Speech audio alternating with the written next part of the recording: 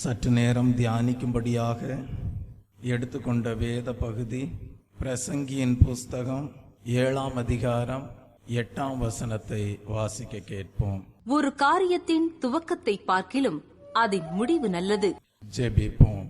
அன்பும் மகா கிருபையும் இரக்கமும் நிறைந்த நேசமுள்ள நல்ல தகப்பனே, உம்மை நன்றியுள்ள இருதயத்தோடு ஸ்தோத்தரிக்கிறேன் கர்த்தாவே. இயேசுவே, இந்த ஓய்வு நாளிலேயும் நீர் கொடுத்த சத்திய வசனத்தை தியானிக்கும்படியாக தேவன் எங்களை கூடி வர செய்த தயவுக்காக உமக்கு ஸ்தோத்திரம். கர்த்தாவே, இந்த வசனத்தின் மூலமாக நீர் எங்களுக்கு வெளிப்படுத்துகிற சத்தியங்கள் இயேசுவே உம்மை பின்பற்றுகிற தேவ ஜனங்களுக்கு ஆசீர்வாதமாக காணப்பட தேவன் தாமே அனுக்கிரகம் செய்தருளும். இயேசு கிறிஸ்துவின் இன்ப நாமத்தில் ஜெபிக்கிறேன் பிதாவே, ஆமீன். கர்த்தருடைய நாமத்திற்கு மகிமை உண்டாவதாக. ஒரு காரியத்தின் துவக்கத்தை பார்க்கிலும் அதன் முடிவு நல்லது என்று இங்கே நாம் படிக்கிறோம். கர்த்தருடைய நாமத்திற்கு மகிமை உண்டாவதாக. நம்முடைய வாழ்க்கையின் முடிவானது நம்முடைய வாழ்க்கையின் துவக்கத்தை பார்க்கிலும் மகிமைக்குரியதாக காணப்பட வேண்டும். நம்முடைய வாழ்க்கையின் முடிவு மகிமைக்குரியதாக காணப்பட வேண்டும். இந்த வசனத்திலே நாம் படிக்கிறோம், ஒரு காரியத்தின் துவக்கத்தை பார்க்கிலும் அதன் முடிவு நல்லது என்று படிக்கிறோம். அப்படியானால் அநேகருடைய வாழ்க்கையிலே துவக்கம் நல்லபடியாக காணப்படுகிறது, ஆனால் முடிவு மகிமைக்குரியதாக இருப்பதில்லை. ஆனால் இந்த வசனத்தின் மூலமாக தேவன் நமக்கு ஒரு சத்தியத்தை வெளிப்படுத்துகிறார். அந்த சத்தியம் என்னவென்றால், நம்முடைய முடிவு துவக்கத்தை பார்க்கிலும் மகிமைக்குரியதாக காணப்பட வேண்டும். யார் வேண்டுமானாலும் பிரசங்கம் பண்ணலாம், ஆனால் அதை அவர்களுடைய வாழ்க்கையிலே காண்பது என்று சொல்லுவது அது ஒரு வித்தியாசமான அனுபவமாக காணப்படுகிறது. இன்றைக்கு நான் பிரசங்கம் பண்ணுகிறேன், ஆனால் என்னுடைய வாஞ்சை என்னவென்றால், என்னுடைய வாழ்க்கையின் முடிவானது நான் பிரசங்கம் பண்ணுகிற பிரசங்கத்திற்கு ஒத்த வண்ணமாக அது ஒரு மகிமைக்குரிய முடிவாக இருக்க வேண்டும் என்பதுதான் என்னுடைய வாஞ்சியாயிருக்கிறது. தேவ சமூகத்திலே கூடியிருக்கிற தெய்வ ஜனமே, உங்களுடைய வாழ்க்கையிலேயும் ஒரு நல்ல வாஞ்சை உண்டாயிருக்க வேண்டும். அது என்னவென்றால், எங்களுடைய வாழ்க்கையின் முடிவு மகிமைக்குரியதாக காணப்பட வேண்டும் என்கிற வாஞ்சை உங்களிலே உண்டாயிருக்க வேண்டும். நீங்கள் ஆதியாகமம் எழுதின புஸ்தகம் 18ஆம் அதிகாரம் 1ஆம் வசனத்திற்கு வரும்போது, பின்னும் கர்த்தர் மம்ரேயின் சமபூமியிலே அவனுக்கு தரிசனமானார். அவன் பகலின் உஷ்ண வேளையில் கூடார வாசலிலே உட்கார்ந்திருந்து என்று படிக்கிறோம். இங்கே நாம் யாரை குறித்து படிக்கிறோம் என்றால், தேவன் ஆபிரகாமுக்கு தரிசனமானார். தெய்வ பிள்ளையே, தேவன் ஆபிரகாமுக்கு தரிசனமான போது ஆபிரகாம் எப்படிப்பட்ட சூழ்நிலையிலே காணப்பட்டான்? ஆபிரகாம் எப்படிப்பட்ட அனுபவத்தோடு காணப்பட்டான்?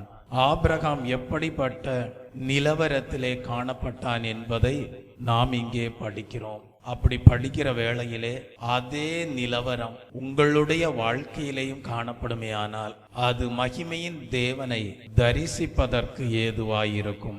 ஒரு பரிசுத்தவான் இந்த உலகத்தை விட்டு செல்லும் போது தேவன் எப்படி வெளிப்படுவார் என்பதை இந்த வசனம் வெளிப்படுத்துகிறது. தெய்வ பிள்ளையே, ஒரு பரிசுத்தவான் தன்னுடைய ஓட்டத்தை இந்த உலகத்திலே ஓடி முடிக்கும் போது இயேசு கிறிஸ்து தாமே அந்த பரிசுத்தவானுடைய ஆவியை ஏற்றுக்கொண்டு அந்த பரிசுத்தவானை தம்முடைய பரலோக ராஜ்யத்திற்கு வரவேற்கக்கூடியவராக காணப்படுகிறார். ஆனால் அதே நேரம் ஒரு சாதாரண ஒரு தேவ பிள்ளை தன்னுடைய ஓட்டத்தை இந்த உலகத்திலே முடிக்கும் போது சில தேவ தூதர்கள் வந்து அந்த தேவ பிள்ளையினுடைய ஆத்துமாவை ஏற்றுக்கொள்ளக்கூடியவர்களாக காணப்படுவார்கள். தெய்வ பிள்ளையே, உதாரணமாக நீங்கள் இரத்த சாட்சியான ஸ்தேவானை குறித்து சிந்திப்பீர்கள் என்றால், ஸ்தேவான் மரித்த போது அவன் தன்னுடைய ஆவியை யாருடைய கரத்திலே ஒப்பு கொடுத்தான் என்றால், கர்த்தராகிய இயேசு கிறிஸ்துனுடைய கரத்திலே ஒப்பு கொடுத்தான். காரணம் என்னவென்றால், ஸ்தேவான் மரித்த போது இயேசு கிறிஸ்து தாமே எழும்பி நின்று அவனை வரவேற்க கூடியவராக காணப்பட்டார். ஆகவே ஸ்தேவானுடைய ஆவிக்குரிய வாழ்க்கை எப்படி காணப்பட்டதென்றால், அவன் ஒரு அனலுள்ள ஆவிக்குரிய ஜீவியம் செய்யக்கூடியவனாக காணப்பட்டான். அவனுடைய வாழ்க்கையின் முடிவானது மகிமைக்குரியதாக காணப்பட்டது. ஆகவே இயேசு கிறிஸ்து தாமே அந்த பரிசுத்தவானுடைய ஆவியை தம்முடைய கரத்திலே ஏற்றுக்கொண்டார் என்று நாம் அறிந்து கொள்கிறோம். தெய்வ பிள்ளையே, இந்த வசனத்திலே ஆபிரகாமை குறித்து படிக்கும் போதும் கூட அவன் பகலின் உஷ்ண வேளையில் கூடார வாசலிலே உட்கார்ந்திருந்தான் என்று படிக்கிறோம். இந்த வசனத்திற்குள்ளாக ஆவிக்குரிய ரகசியங்கள் அடங்கி இருக்கிறது. மம்ரே என்றால் என்ன? கொழுமையும் பசுமையும் செழிப்பும் என்கிற அர்த்தம் மம்ரே என்கிற வார்த்தைக்கு காணப்படுகிறது. அப்படி என்றால் கொழுமையும் பசுமையும் செழிப்பும் மம்ரே என்கிற அனுபவமாக காணப்படுகிறது. நாம் இந்த உலகத்தை விட்டு செல்லும் போது, நாம் இந்த உலகத்திலே நம்முடைய ஓட்டத்தை முடிக்கும் போது நாம் எப்படி காணப்பட வேண்டும் என்பதை இந்த வசனம் வெளிப்படுத்துகிறது. நாம் ஆவிக்குரிய பஞ்சத்திலே காணப்படக்கூடாது, ஆவிக்குரிய மெலிவிலே காணப்படக்கூடாது. நாம் இந்த உலகத்திலே ஆவிக்குரிய ஓட்டத்தை ஓடி முடிக்கும் போது நாம் நம்முடைய ஆவிக்குரிய ஜீவியத்திலே செழுமையும் கொழுமையும் பசுமையுமாக காணப்பட வேண்டும். அதுதான் மகிமையோடு ஓடி முடிக்கக்கூடிய அனுபவமாக காணப்படுகிறது. இந்த மம்ரே என்கிற சமபூமி எங்கே காணப்படுகிறது என்றால் ஹெப்ரோனில் காணப்படுகிறது. ஹெப்ரோன் என்றால் தேவனோடும் தேவனுடைய ஊழியக்காரர்களோடும் உள்ள ஐக்கியத்தை ஹெப்ரோன் வெளிப்படுத்துகிறது. கர்த்தருடைய நாமத்திற்கு மகிமை உண்டாவதாக. அப்படியானால் உங்களுடைய ஐக்கியம் தேவனோடும் தேவனுடைய ஊழியக்காரர்களோடும் காணப்பட வேண்டும். உங்களுடைய ஆவிக்குரிய வாழ்க்கையின் முடிவு எப்படி காணப்பட வேண்டும்? ஆவிக்குரிய கொழுமையோடும் செழிப்போடும் பசுமையோடும் மகிமைக்குரியதாக காணப்பட வேண்டும். ஆவிக்குரிய பஞ்சத்தோடு ஆவிக்குரிய மெலிவோடு உங்களுடைய ஓட்டத்தின் முடிவு காணப்படக்கூடாது. நீங்கள் அநேக ஜனங்களுடைய மரணத்தை சிந்திப்பீர்கள் என்றால் அவர்கள் ஆதியிலே கொண்டிருந்த தேவ அன்பை இழந்தவர்களாக காணப்படுவார்கள். அவர்கள் தேவனுடைய ஊழியர்களோடு உண்டாயிருந்த ஐக்கியத்தை இழந்தவர்களாக காணப்படுவார்கள். அவர்கள் ஜெப வாழ்க்கையை இழந்து காணப்படுவார்கள். வேதத்தை தியானிக்கிற அனுபவத்தை இழந்து காணப்படுவார்கள். இப்படியாக அநேகருடைய வாழ்க்கையின் முடிவை பார்க்கும்போது அவர்கள் தேவன் கொடுத்த ஆவிக்குரிய அனுபவங்களை இழந்து போனவர்களாக காணப்படுவதை நீங்கள் சிந்தித்து பார்க்க முடியும். ஆகவேதான் ஒரு நல்ல தேவனுடைய பிள்ளை யார் மீதும் கசப்போ வைராக்கியமோ கோபங்களையோ தங்களுடைய இருதயங்களிலே வைத்திருக்க கூடாது. அவர்கள் தேவனோடும் தேவனுடைய ஊழியர்களோடும் தேவ பிள்ளைகளோடும் ஐக்கியம் வைத்திருக்கிறார்களே, ஆனால் அந்த ஐக்கியத்திற்குள்ளே காணப்படுகிற ஒரு தேவ பிள்ளை அல்லது ஒரு பரிசுத்தவான் அல்லது ஒரு தேவனுடைய ஊழியக்காரர் யார் மீதும் கசப்பையோ வைராக்கியத்தையோ கோபத்தையோ வைத்திருக்க கூடாது. அப்படி யாராகிலும் இருதயத்திலே கசப்பையும் வைராக்கியத்தையும் கோபங்களையும் வைத்திருப்பார்களே, ஆனால் அவர்கள் அந்த நல்ல ஐக்கியத்திற்குள் காணப்பட முடியாது. அவர்கள் அந்த நல்ல தேவ ஐக்கியத்தை விட்டு புறம்பே சென்று விடுவார்கள். அது எதற்கு அடையாளமாக காணப்படும் என்றால் அனலுள்ள ஆவிக்குரிய ஜீவியத்தை இழக்கிறார்கள் என்பதற்கு அடையாளமாக காணப்படும். அது எதற்கு அடையாளமாக காணப்படும் என்றால் ஆதி அன்பை இழக்கிறார்கள் என்பதற்கு அடையாளமாக காணப்படும். அது எதற்கு அடையாளமாக காணப்படும் என்றால் அவர்கள் தங்களுடைய ஜெப வாழ்க்கையை இழந்து போவதற்கு அடையாளமாக காணப்படும். ஆகவே தெய்வ பிள்ளையே, நாம் இந்த ஆபிரகாமுடைய வாழ்க்கையிலிருந்து ஒரு சத்தியத்தை அறிந்து கொள்ளலாம். இந்த ஆபிரகாமுக்கு தேவன் தரிசனமான போது அவன் பகலின் உஷ்ண வேளையிலே உட்கார்ந்திருந்தான் என்று படிக்கிறோம். இந்த பகலின் உஷ்ண வேளை என்று நாம் இங்கே படிக்கிறோமே, அது எதை காட்டுகிறது என்றால் ஆவியிலே அனலுள்ள அனுபவத்தை காண்பிக்கிறது. நம்முடைய வாழ்க்கையிலே நாம் ஆவியிலே எப்பொழுதும் அனலுள்ளவர்களாய் இருக்க வேண்டும். நம்முடைய ஓட்டத்தின் முடிவிலேயும் நாம் மகிமையின் தேவனை தரிசிக்க வேண்டுமானால் அந்த அனுபவத்தை பாதுகாத்து கொண்டு நம்முடைய வாழ்க்கையின் முடிவிலேயும் நாம் ஆவிக்குரிய ஜீவியத்திலே அனலுள்ளவர்களாய் இருக்க வேண்டும். Praise the Lord. அது மாத்திரமல்ல, இந்த ஆபிரகாம் பகலின் உஷ்ண வேளையிலே எங்கே உட்கார்ந்திருந்தான் என்று படிக்கிறோம் என்றால் கூடார வாசலிலே உட்கார்ந்திருந்தான். இந்த கூடாரத்திலே வசிப்பது என்று சொல்லப்படுகிறதன் அர்த்தம் என்னவென்றால் ஒரு நல்ல விசுவாச வாழ்க்கையை காட்டுகிறது.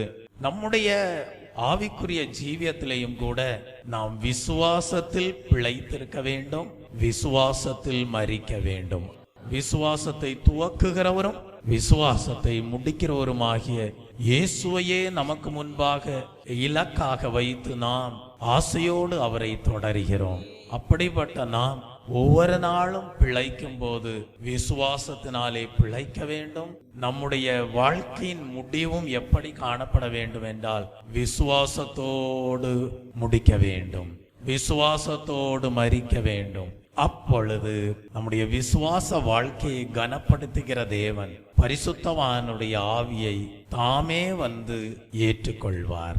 அதுதான் ஆவிக்குரிய வாழ்க்கையிலே அனலுள்ளவர்களாய் இருந்து ஓட்டத்தை ஓடி முடிக்கிற அனுபவமாக காணப்படுகிறது.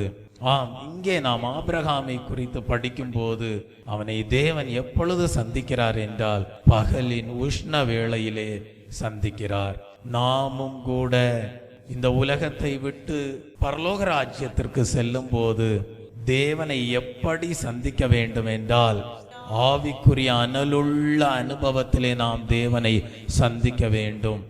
ஆவிக்குரிய ஜீவியத்தில் குளிர்ந்து போயிருப்பீர்கள் என்றால் நீங்கள் எழும்ப வேண்டும். எதற்காக எழும்ப வேண்டும்? ஆவியிலே அனல் கொள்ளும்படியாக, ஆவிக்குரிய வாழ்க்கையிலே உயிர்ப்பிக்கப்படும்படியாக எழும்ப வேண்டும். ஒருவேளை இந்த வேளையிலே நீங்கள் ஆவிக்குரிய வாழ்க்கையிலே குளிர்ந்து போயிருப்பதாக தேவன் உங்களை உணரச் செய்வாரே, ஆனால் நிச்சயமாகவே நீங்கள் ஒரு நல்ல சமர்ப்பணம் செய்ய வேண்டும். கர்த்தாவே, என்னுடைய ஆவிக்குரிய வாழ்க்கையிலே நான் அனலுள்ளவனாக காணப்படும்படியாக, அனலுள்ளவளாக காணப்படும்படியாக என்னை உயிர்ப்பியும் கர்த்தாவே, என்னை எழுப்புதல் அடைய செய்யும் என்கிற ஒரு சமர்ப்பணமும் வேண்டுதலும் விண்ணப்பமும் தேவ சமூகத்திலே உங்களுக்கு காணப்பட வேண்டும். தெய்வ பிள்ளையே, அப்படியானால் ஒரு பெரிய வித்தியாசம் இருக்கிறது. இயேசு கிறிஸ்து தாமே வந்து ஒரு பரிசுத்தவானுடைய ஆவியை ஏற்றுக்கொள்வதற்கும் தேவ தூதர்கள் வந்து ஒரு தேவ பிள்ளையுடைய ஆவியை ஏற்றுக்கொள்வதற்கும் பெரிய வித்தியாசம் உண்டாயிருக்கிறது. தெய்வ பிள்ளையை, இங்கே ஆபிரகாமை சந்திக்க வந்த தேவன் எப்பொழுது வந்தார் என்றால் பகலின் உஷ்ண வேளையிலே. கர்த்தர் ஆபிரகாமுக்கு தரிசனமானார். ஆனால் அதற்கு பின்பு சில தேவ தூதர்களும் ஆபிரகாமை சந்திக்கும்படியாக கடந்து வருவதை பார்க்கிறோம்.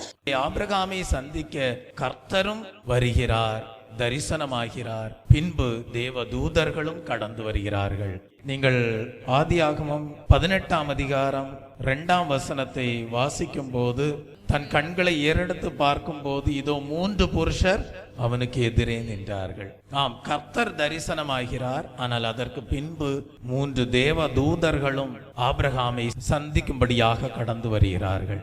மார்க்கு எழுதின சுவிசேஷ புஸ்தகம் 13ஆம் அதிகாரம் 18ஆம் வசனத்தை வாசிக்கும் போது அங்கே நாம் படிக்கிறோம், நீங்கள் ஓடி போவது மாறி காலத்திலே சம்பவியாதபடிக்கு வேண்டிக் கொள்ளுங்கள் என்று படிக்கிறோம். ஆங்கிலத்திலே and pray ye that your flight be not in the winter என்று படிக்கிறோம். நீங்கள் ஓடி போவது மாறி காலத்திலே சம்பவியாதபடிக்கு வேண்டிக் கொள்ளுங்கள் என்று படிக்கிறோம். அதனுடைய அர்த்தம் என்ன தெரியுமா?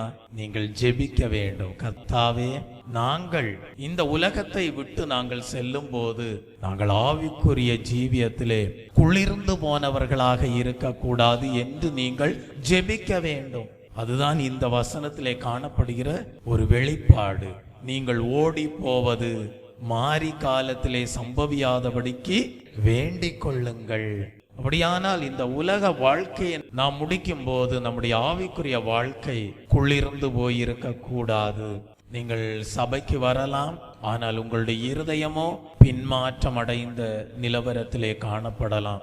ஆகவே நீங்கள் ஜெபிக்க வேண்டும், கர்த்தாவே, நான் தேவ சமூகத்திலே தான் காணப்படுகிறேன், ஆனால் என்னுடைய இருதயத்திலேயோ ஒரு பெரிய பின்மாற்றம் காணப்படுகிறது. கர்த்தாவே, ஆதியிலே கொண்டிருந்த ஜப வாழ்க்கையை என்னுடைய ஜீவியத்திலே நீர் மறுபடியுமாக நிறைவேற்றும். ஆதியிலே உம்மீது நான் வைத்திருந்த அந்த தெய்வீக வைராக்கியம், நல்ல விஷயங்களிலே கொண்டிருந்த நல்ல வைராக்கியம் என்னுடைய வாழ்க்கையிலே மறுபடியுமாக காணப்படும்படியாக கிருபை தாரும். மறுபடியுமாக என்னுடைய ஆவிக்குரிய ஜீவியத்திலே கர்த்தாவே அருமையான கனிகள் உண்டாயிருக்கும்படியாக அனுக்கிரகம் செய்தருளும் என்று நீங்கள் ஜெபிக்க வேண்டும். உங்களுக்கு அப்படிப்பட்ட ஒரு நல்ல மனத்தாழ்மை உண்டாயிருக்க வேண்டும். அப்பொழுது கர்த்தர் மறுபடியுமாக உங்களுடைய ஆவிக்குரிய வாஞ்சையை கண்டு உணர்ந்து பெரிதான தேவ கிருபையை உங்களுடைய வாழ்க்கையிலே பொழிந்தருள பண்ணி உங்களை மறுபடியுமாக உயிர்ப்பிப்பார். தேவனால் கூடாத காரியம் ஒன்றுமில்லை. Praise the Lord. நம்முடைய தேவன் நம்மை சந்திக்கும்படியாக வரும்போது நாம் கூடார வாசலிலே காணப்பட வேண்டும். நாம் நல்ல விசுவாச வாழ்க்கை வாழக்கூடியவர்களாய் இருக்க வேண்டும். Praise the Lord.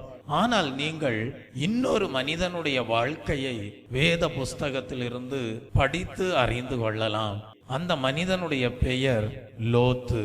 தெய்வ பிள்ளையை, இந்த லோத்தை தேவன் சந்திக்க வரும்போது எப்பொழுது சந்திக்க வந்தாராம்? சாயங்கால வேளையிலே சந்திக்கும்படியாக வந்தாராம். ஆனால் லோத்தை சந்திக்கும்படியாக தேவன் கடந்து வரவில்லை. லோத்தை சந்திக்கும்படியாக தேவதூதர்கள் தான் கடந்து வந்தார்கள். அப்படியானால் ஆபிரகாமுக்கு தேவனோடு உண்டாயிருந்த ஐக்கியத்திற்கும் லோத்திற்கு தேவனோடு உண்டாயிருந்த ஐக்கியத்திற்கும் ஒரு பெரிய வித்தியாசம் காணப்படுகிறது.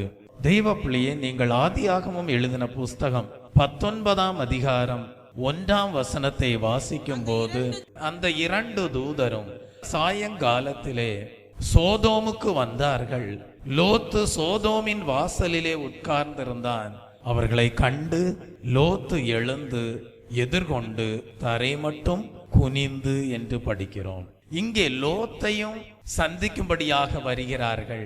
ஆனால் கர்த்தர் தரிசனமாகவில்லை. ஆனால் 2 தேவ தூதர்கள் லோத்தை சந்திக்கும்படியாக கடந்து வருகிறார்கள். அப்படியானால் தெய்வ பிள்ளையே, ஒரு பெரிய வித்தியாசம் இருக்கிறது. தேவன் சந்திக்கிற அனுபவத்திற்கும் தேவ தூதர்கள் சந்திக்கிற அனுபவத்திற்கும் பெரிய வித்தியாசம் உண்டாயிருக்கிறது. இங்கே நாம் படிக்கிறோம், லோத்தை தேவதூதர்கள் எப்பொழுது சந்திக்கும்படியாக வந்தார்கள்? சாயங்கால வேளையிலே சந்திக்கும்படியாக வந்தார்கள். தெய்வ பிள்ளையே, அப்படியானால் சாயங்கால வேளை என்பது எதை காட்டுகிறது என்றால், ஆவிக்குரிய வாழ்க்கையிலே குளிர்ந்து போயிருக்கக்கூடிய அனுபவத்தை காட்டுகிறது. தெய்வ பிள்ளையே, அப்படியானால் நீங்கள் உங்களுடைய ஆவிக்குரிய வாழ்க்கையின் ஓட்டத்தை முடிக்கும் போது ஆவிக்குரிய ஜீவியத்திலே குளிர்ந்து போன அனுபவங்களிலே காணப்படுவீர்கள் என்றால் கர்த்தரை மெய்யாகவே சந்திக்க முடியாது. மகிமையின் தேவனுடைய கரத்திலே உங்களுடைய ஆவியை சமர்ப்பிக்க முடியாது. நீங்கள் இந்த மாலை வேளையிலே ஜெபிக்க வேண்டும். கர்த்தாவே, அந்த ஆபிரகாம் எப்படி உம்மை தரிசித்தாரோ அப்படிப்பட்ட அனுபவம் எங்களுடைய வாழ்க்கையிலே காணப்படும்படியாக எங்களுடைய வாழ்க்கையிலே எப்பொழுதும் ஆவிக்குரிய ஜீவியத்திலே அனல் உள்ளவர்களாக காணப்படும்படியாகவும் நாங்கள் நல்ல ஒரு விசுவாச வாழ்க்கை வாழும்படியாக கிருபை நல்கிறோம் என்று நீங்கள் வேண்டிக் கொள்ள வேண்டும். Praise the Lord. நீங்கள் ஆதியாகமம் எழுதின புஸ்தகம் 25ஆம் அதிகாரம் 8ஆம் வசனத்தை வாசிக்கும் போது அங்கே நாம் படிக்கிறோம், பிற்பாடு ஆபிரகாம் நல்ல நரை வயதிலும் முதிர்ந்த பூரண ஆயுசிலும் பிராணன் போய் மரித்து தன் ஜனத்தாரோடே சேர்க்கப்பட்டான் என்று நாம் இங்கே படிக்கிறோம். தெய்வ பிள்ளையே, ஆபிரகாம் எப்படி மரித்தான் நீங்கள் அறிந்திருக்க வேண்டும். அது ஒரு அற்புதமான ஒரு அனுபவம். ஆங்கிலத்திலே ஃபுல் என்று சொல்லப்பட்டிருக்கிறது. ஆனால் அதற்கு பிறகு ஆஃப் இயர்ஸ் என்பது இட்டாலிக் ஃபாண்டிலே கொடுக்கப்பட்டிருக்கிறது. அப்படி என்றால் ஃபுல் என்பதுதான் அங்கே முக்கியப்படுத்தப்பட்டிருக்கிறது.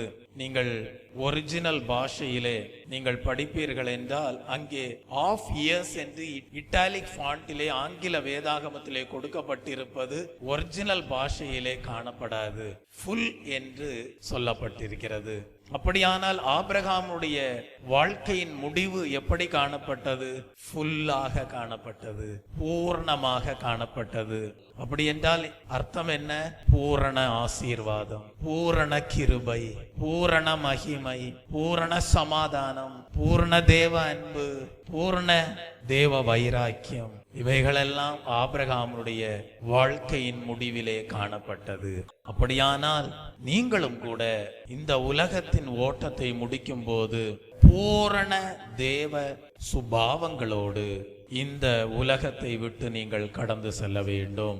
தெய்வ பிள்ளையே, உங்களுடைய வாழ்க்கையின் முடிவிலே ஆவிக்குரிய ஜீவியமானது குளிர்ந்து போன அனுபவத்திலே காணப்படக்கூடாது.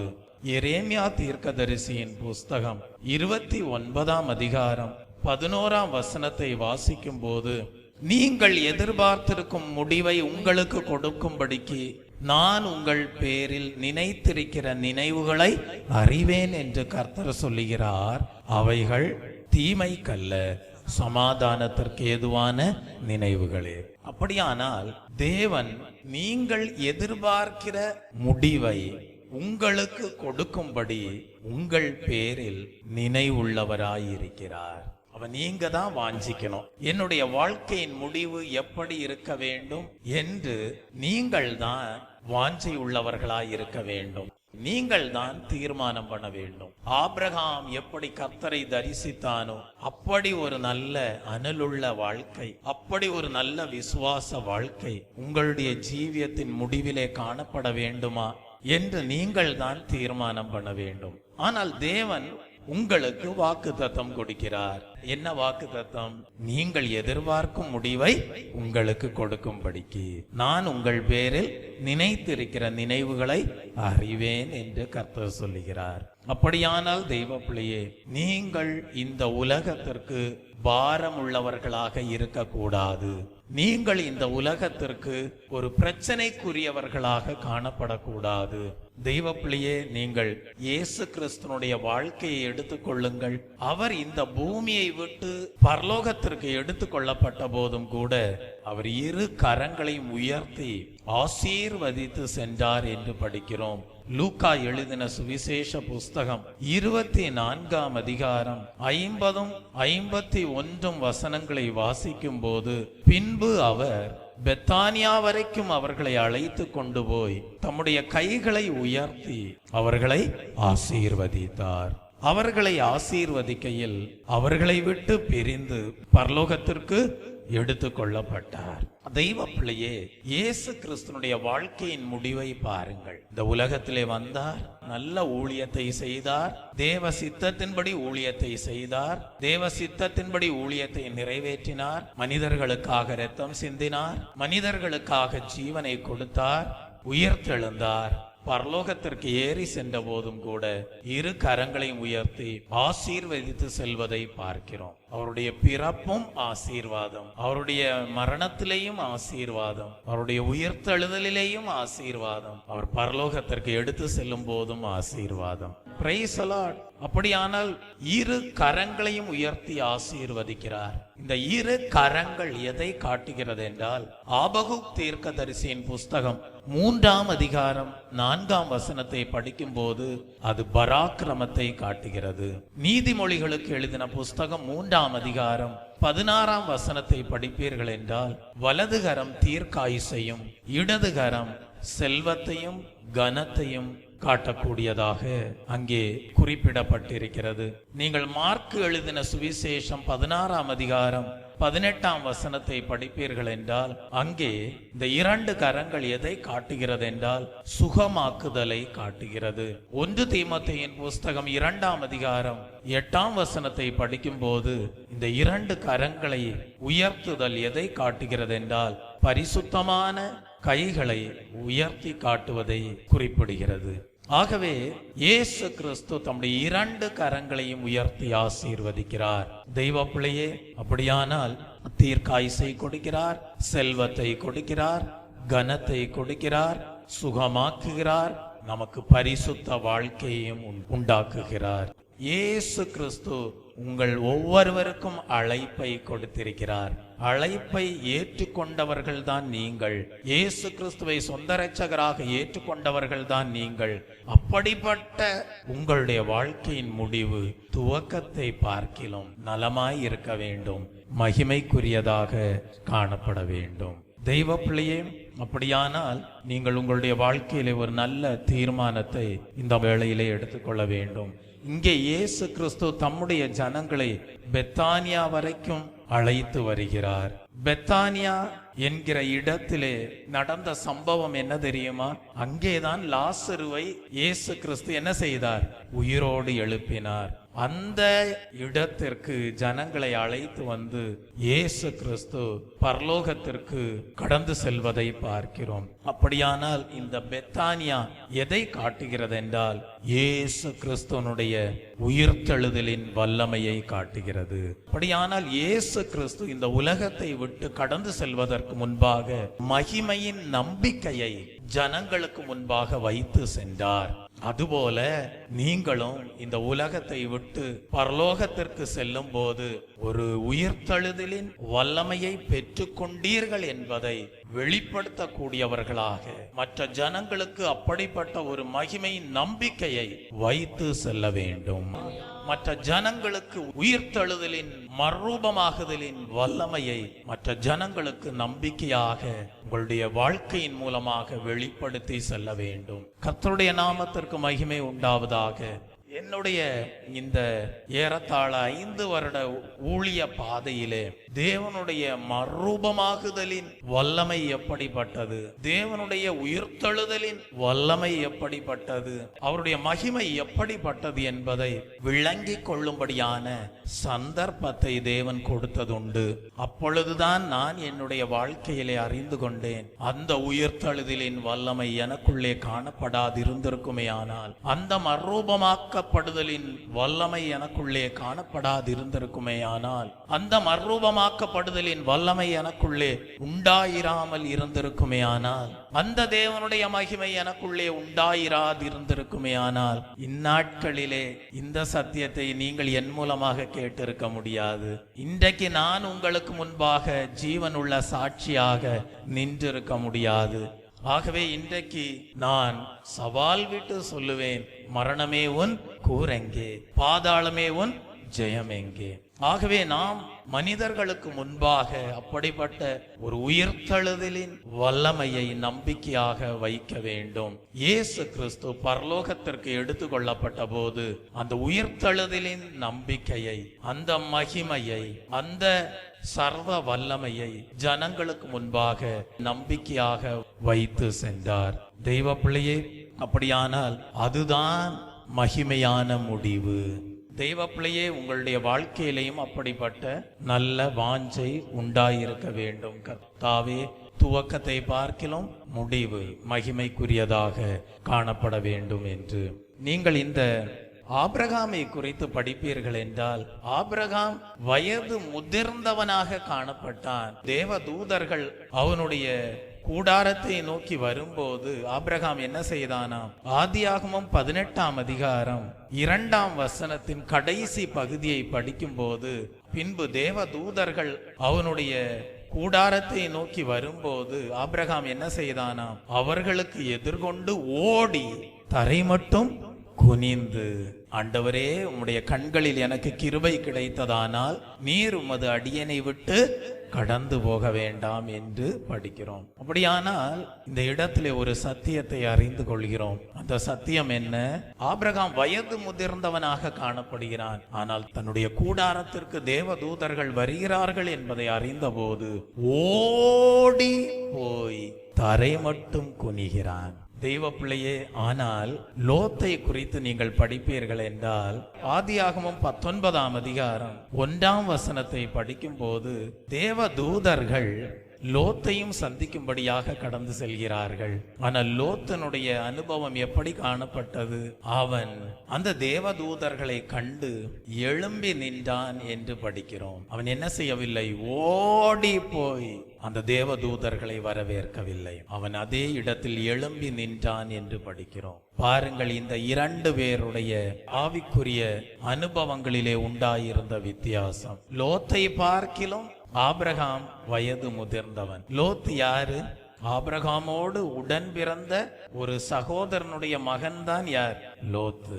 ஆகவே லோத்தை பார்க்கிலும் ஆபிரகாம் வயது முதிர்ந்தவராக காணப்பட்டார். ஆனால் நாம் படிக்கிறோம், அந்த ஆபிரகாம் ஓடி போய் தேவனை கனப்படுத்தும் விதமாக அவர்களை வரவேற்று தரை மட்டும் குனிவதை பார்க்கிறோம். அவ்வளவாய் ஆபிரகாம் தேவன் மேல் அன்பு வைத்திருந்தான். அவ்வளவாய் ஆபிரகாம் தேவனுடைய வார்த்தைகளுக்கு கீழ்ப்படியக்கூடியவனாயிருந்தான். அவ்வளவாய் ஆபிரகாம் தேவனை கனம் பண்ணக்கூடிய ஒரு நல்ல மனிதராக காணப்பட்டார்.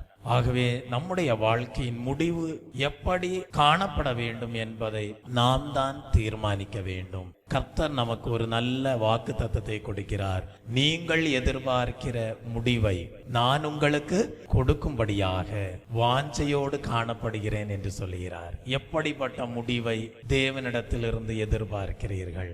நீங்கள் இன்றைக்கு ஆவிக்குரிய வாழ்க்கையிலே அனல் உள்ளவர்களாக, நீங்கள் இன்றைக்கு உங்களுடைய வாழ்க்கையிலே நல்ல விசுவாச ஜீவியம் செய்கிறவர்களாக, இன்றைக்கு நீங்கள் தேவனை கனம் பண்ணுகிறவர்களாக, தாழ்மை உள்ளவர்களாக, தேவனிடத்திலிருந்து கிருபை பெற்றுக் கொள்கிறவர்களாக, ஆவிக்குரிய உன்னதமான அனுபவங்களை அடைகிறவர்களாக, விசேஷித்த அபிஷேகத்தை பெற்றுக் கொள்கிறவர்களாக, தேவனுடைய மகிமையை உங்களுடைய வாழ்க்கையிலே பெற்றுக் கொண்டவர்களாக காணப்படுவீர்கள் என்றால் உங்களுடைய முடிவிலே உங்களுடைய ஆவியை ஏற்றுக்கொள்ளும்படியாக கர்த்தர் தாமே உங்களுக்கு தரிசனமாவார். தெய்வ பிள்ளையே, அப்படிப்பட்ட ஒரு நல்ல முடிவு உங்களுடைய வாழ்க்கையிலே உண்டாகும்படியாக இந்த வேளையிலே உங்களை தேவ சமூகத்திலே தாழ்த்துங்கள்.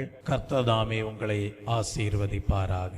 ஆமேன். எல்லாரும் ஸ்தோத்திர பலிகளை ஏறெடுப்போம். சத்தியத்தை கேட்ட உங்களுக்குள்ளே ஒரு நல்ல வாஞ்சையை இந்த வேளையிலே உருவாக்கும்படியாக விரும்புகிறார். கேட்ட சத்தியத்தின்படி கர்த்தாவே ஆவிக்குரிய ஜீவியத்திலே நல்ல ஒரு அனலுள்ள வாழ்க்கை காணப்படும்படியாக அனுகிரகம் செய்தரலும் என்று சொல்லி நல்ல ஒரு விசுவாச வாழ்க்கை வாழும்படியாக கிருபை நல்கிறலும். தேவனே, நீர் எதிர்பார்க்கிற நல்ல ஒரு மனத்தாழ்மை, அந்த மறுரூபமாக்குதலின் தேவ வல்லமை எங்களுக்குள்ளே காணப்படும்படியாக கிருபை நல்கிறலும் என்று சொல்லி வேண்டிக் கொள்வீர்களானால் நிச்சயமாகவே நல்ல வாஞ்சையை கனப்படுத்துகிற தேவன் உங்களை நிச்சயமாகவே ஆசீர்வதித்து கனப்படுத்தி நல்ல வாக்கு தத்தங்களை உங்களுடைய ஜீவியத்திலே நிறைவேற்றி அந்த ஆபிரகாமுக்கு எப்படி தரிசனமானாரோ அப்படியே மகிமையின் தேவன் உங்களுடைய வாழ்க்கையின் முடிவிலையும் தரிசனமாவார். நீங்கள் தான் பாக்கியவான்கள்.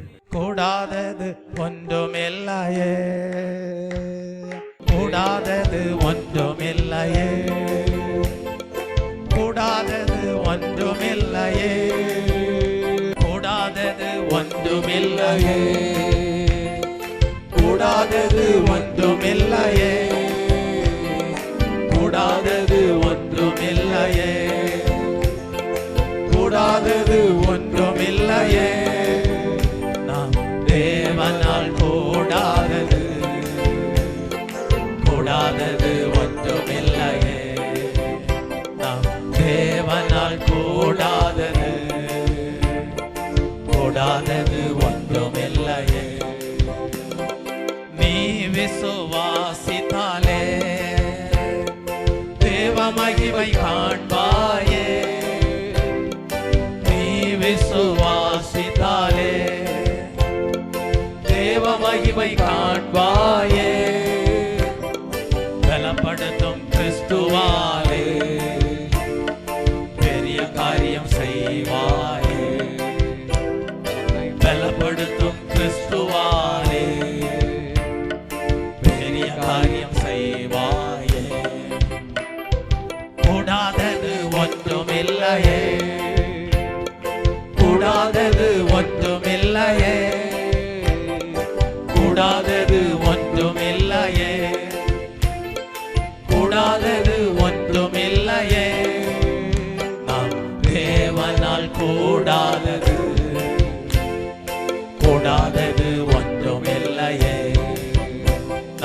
தேவனால் கூடாதது ஒன்றுமில்லையே. நாம் தேவனால் கூடாதது ஒன்றுமில்லையே. தெய்வ பிள்ளையே, என்னுடைய வாழ்க்கையிலே ஒரு நல்ல சாட்சி உண்டு. சாத்தான் தன்னுடைய சகல அதிகாரத்தோடும் தன்னுடைய சகல ஆவியின் பலத்தோடும் என்னை மேற்கொள்ளும்படியாக எவ்வளவோ பிரயாசப்பட்டான். ஆனால் அந்த மரண வேளையின் நொடி பொழுதை என்னுடைய ஆவிக்குரிய கண்களாலே கண்டு அதை எப்படி தேவன் தம்முடைய மகிமையின் ஆவியினாலே ஜெயம் பெற செய்தார் என்பதை என்னுடைய ஆவிக்குரிய வாழ்க்கையிலே அறிந்து கொள்ள செய்திருக்கிறார். அப்படியானால் சாத்தானுடைய ஆவியினாலே வீழாமல் மரணத்தின் வாசலை தொட்டு மகிமையின் தேவனுடைய அபிஷேகத்தினாலே எப்படி தேவன் என்னை மறுரூபப்படுத்தி என்னை இரட்சித்தார், மரணத்தை மேற்கொண்டேன் என்பதற்கு நான் ஒரு ஜீவனுள்ள சாட்சி. Praise the Lord. ஆகவே உங்களுக்கு ஒரு நல்ல வாஞ்சை உண்டாயிருக்க வேண்டும். கர்த்தாவே, நீர் ஆசீர்வதித்து சென்றிருக்கிறீர். 2 கரங்களையும் உயர்த்தி ஆசீர்வதித்து சென்றிருக்கிறீர். 2 கரங்களையும் உயர்த்தி ஆசீர்வதித்து சென்றிருக்கிறீர். கர்த்தாவே, ஒரு உயிர்த்தெழுதலின் வல்லமை உண்டு என்கிற மகிமையின் நம்பிக்கையை எங்களுக்கு முன்பாக வைத்து சென்றிருக்கிறீர். அந்த தேவ பலத்தோடு நாங்கள் எப்பொழுதும் ஆவிக்குரிய ஜீவியத்திலே அனலுள்ளவர்களாக காணப்படும்படியாக அனுக்கிரகம் செய்தருளும் என்று வேண்டிக் கொள்வீர்கள் என்றால் நீ விசுவாசித்தால் தேவ மகிமையை காண்பாய். ஒருபோதும் சாத்தான் உங்களை மேற்கொள்ள முடியாது. ஜெயமோ கர்த்தரால் வரும். நம்முடைய கண்களை மூடுவோமா, ஜெபிப்போமா. அன்பு மகா கிருபையும் இரக்கமும் நிறைந்த நேசமுள்ள நல்ல தகப்பனே, வானம் உமது சிங்காசனம், பூமி உமது பாதபடியா இருக்கிறது. உம்முடைய பாதத்திலே நாங்கள் வீற்றிருந்து உம்முடைய சத்திய வசனத்தை தியானிக்க தேவன் தந்த கிருபைக்காக உமக்கு ஸ்தோத்திரம். கேட்ட சத்தியத்தின்படி ஒவ்வொருவரும் கர்த்தாவே தெய்வீக உயிர்த்தெழுதலின் வல்லமையை மகிமையின் அபிஷேகத்தை பெற்றுக்கொள்ள தேவன் தாமே கிருபை நல்கியருளும். இயேசு கிறிஸ்துவின் இன்ப நாமத்தில் ஜெபிக்கிறேன் பிதாவே, ஆமென். என் ஆத்துமாவே கர்த்தரை ஸ்தோத்தரே, என் முழு உள்ளமே அவருடைய பரிசுத்த நாமத்தை ஸ்தோத்தரே. என் ஆத்துமாவே கர்த்தரை ஸ்தோத்தரே, அவர் செய்த சகல உபகாரங்களையும் மறவாதே. ஆமென். நம்முடைய கர்த்தராகிய இயேசு கிறிஸ்துவினுடைய கிருபையும் பிதாவாகிய தேவனுடைய அன்பும் பரிசுத்த ஆவியானவருடைய அந்யோன்ய ஐக்கியமும் இன்றும் என்றும் சதா காலங்களிலும் நம் அனைவரோடும் நம்முடைய குடும்பங்களோடும் சபையாரோடும் இருப்பதாக. ஆமென். ஹல்லேலூயா, ஹல்லேலூயா, ஹல்லேலூயா, ஹல்லேலூயா, ஹல்லேலூயா, ஹல்லேலூயா, ஹல்லேலூயா, ஹல்லேலூயா, ஹல்லேலூயா, ஹல்லேலூயா, ஹல்லேலூயா,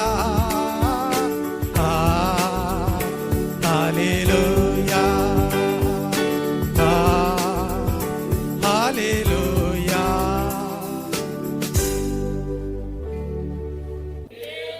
பகலில் உஷ்ணமான வேளையிலே கூடார வாசலிலே உட்கார்ந்திருந்த ஆபிரகாமுக்கு எப்படி தேவன் தரிசனமானாரோ, அவன் எப்படி மனத்தாழ்மையோடு ஓடி சென்று கர்த்தருடைய பிரசன்னத்தை